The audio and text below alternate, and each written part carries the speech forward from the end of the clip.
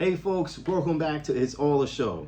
So as you know, my last episode, we were talking about the Supreme Court, Clarence Thomas, Mr. Alito, the Chief Justice Roberts, who sits upon the court. We talked about those things. So recently the court has had some real important cases that came up. And, Trump's immunity cases, do you want to call it Trump's immunity case? Or it should just be the immunity case for the executive branch. And how much power does the executive branch really have? It's supposed to be equal power to all three branches, but I have to honestly tell you that it seemed like the executive branch is getting more and more power than it should be getting for the most part. Now, what was ruled upon is basically not exactly clear, and I know they pushed this case back down to the lower court, and Mr. Jack Smith there, you have obligation to get this information done in a hearing as quickly as you can, so we can learn out the truth about what happened January 6th and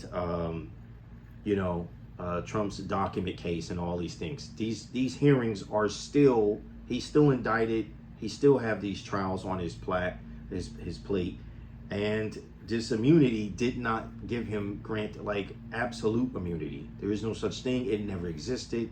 A nice try by his lawyers and himself, but yes, some presidents do have some protections for when they make decisions. Because if they didn't, George W. Bush would have absolutely been charged for war crimes for what happened with Iraq. And that didn't happen. And there's so many other presidents that had scandals in their time in office, they would have also been criminally charged. So there is some immunity there for certain things. But in this case, those two cases, that doesn't work. He still has to face trial. So let's understand that. And I get it, Trump celebrated. He thought this was a victory for himself. It is not by far. I think you misinterpret what the court really decided. And if you sat with your lawyers, your counsels, then they should have informed you that this was not necessarily a great ruling. If that's the case, Biden, who is the actual sitting president, by the way, folks, would have the same immunity if it was about absolute immunity, which means he would be able to commit any crime he wants to commit. And we all know that that's not what this ruling was, because members of the Supreme Court had to come out and clarify. So all the TV, the ratings that these networks are getting, talking about this, making it sound like it was doomsday and this was absolute a bad idea. Members of Congress exaggerating and going a little crazy. Now look, if you guys want to do an amendment and amend this to clarify the law, clean it up, and be precise on what the executive branch or a president is actually allowed to do and not allowed to do, because you guys write the laws. That's what everyone seems to forget. It is Congress who write law. It is not the executive branch. It is not the Supreme Court. The Supreme Court upholds the law. So let's understand what the role is. And so, this immunity case, we knew this was coming. And if anyone thought that by using common sense, because that's not how the law works, it does not work off common sense.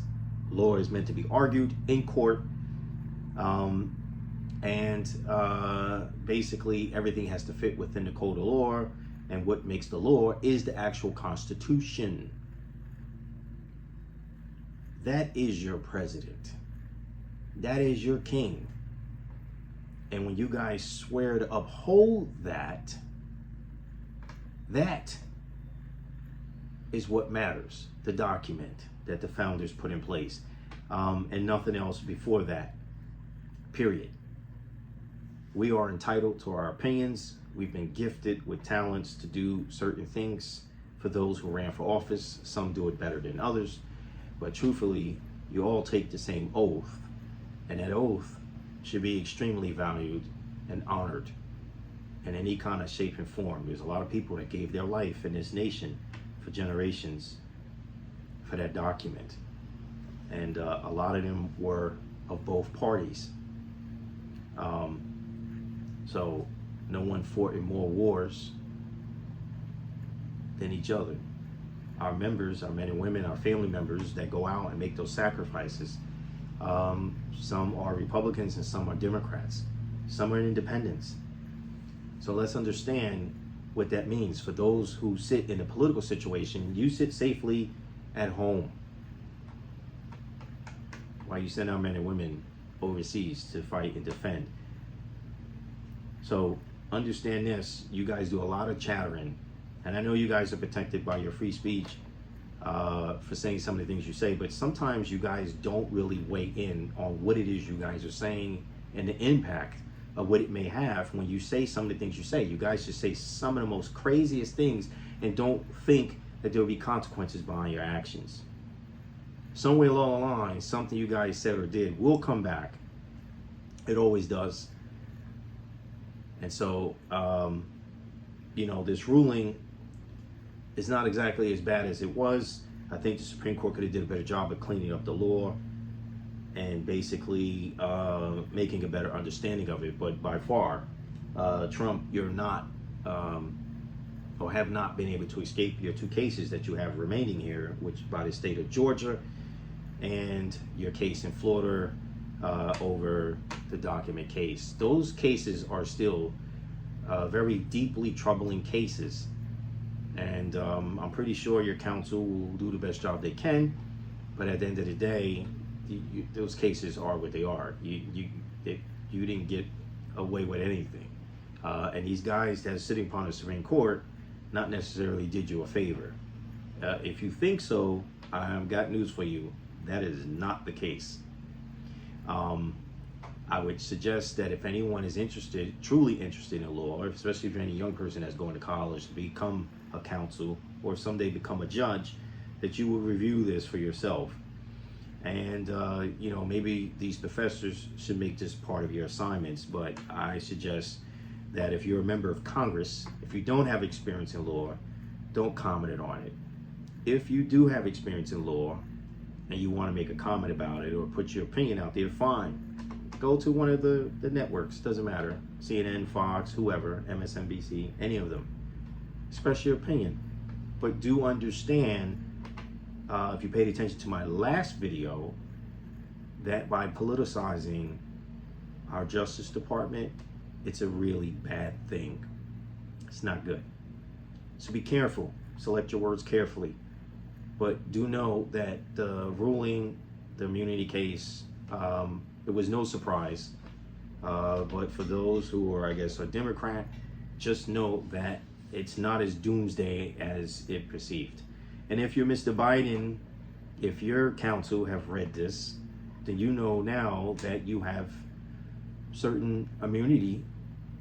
Maybe you can do something better about the border.